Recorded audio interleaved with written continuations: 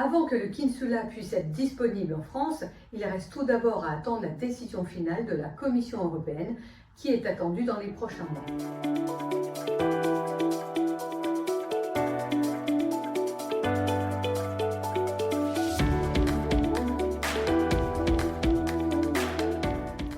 L'année 2025 se poursuit avec une excellente nouvelle. Le comité responsable de l'évaluation des médicaments de l'Agence européenne du médicament a émis une recommandation positive en faveur de l'autorisation de mise sur marché du Kinsula en Europe. Après un premier refus en mars dernier, les laboratoires Lilly ont sollicité une réévaluation de leur dossier.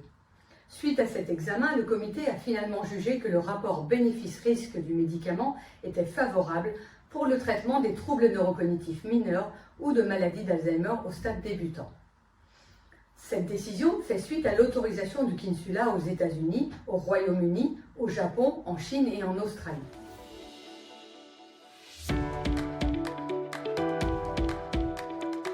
Le Kinsula est une immunothérapie anti-amyloïde basée sur l'injection intraveineuse de l'anticorps donanemab qui agit en éliminant les plaques amyloïdes présentes dans le cerveau des personnes atteintes de maladies d'Alzheimer. Ce médicament n'est pas destiné aux malades qui portent les deux copies du gène APOE4, le facteur de risque génétique majeur de la maladie d'Alzheimer. En effet, ces personnes s'exposent davantage aux effets secondaires du médicament. Le traitement doit être initié par des médecins expérimentés, ayant un accès rapide à l'IRM, et il doit être administré sous supervision d'une équipe pluridisciplinaire formée à la détection, à la surveillance et à la gestion des effets indésirables, notamment les ARIA, qui sont des hémorragies et œdèmes cérébraux.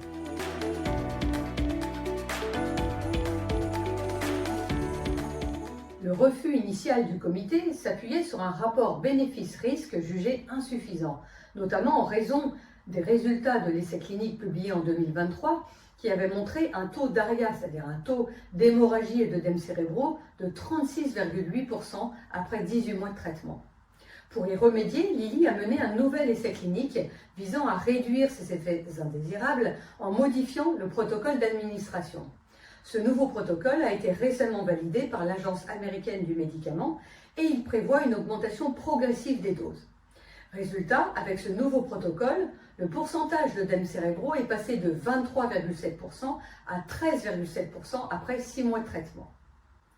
Et cette méthode, plus douce, n'altère pas l'efficacité du médicament sur le nettoyage des dépôts amyloïdes dans le cerveau.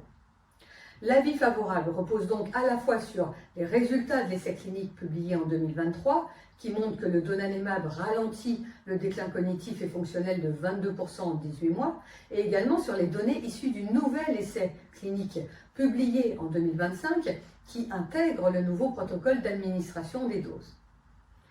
Avant que le Kinsula puisse être disponible en France, il reste tout d'abord à attendre la décision finale de la Commission européenne qui est attendue dans les prochains mois. Suite au refus initial de l'Agence européenne du médicament en mars dernier, la Fondation Vacc-Alzheimer avait interpellé les autorités scientifiques européennes pour exprimer son incompréhension, pour souligner l'intérêt majeur de ce traitement pour les malades et pour garantir les mêmes opportunités de traitement à tous les patients d'Europe. L'approbation de cette deuxième immunothérapie ciblée contre la maladie d'Alzheimer envoie un signal fort d'espoir. Ces progrès sont le résultat de près de 40 années de recherche qui ont commencé à la découverte de la protéine bêta-amyloïde en 1984. Il est cependant important de rappeler que ce traitement ne stoppe pas la progression de la maladie, mais il ne cible qu'une seule lésion cérébrale. Il représente une étape importante vers des thérapies plus efficaces et plus personnalisées dans la lutte contre cette maladie qui est complexe et multifactorielle.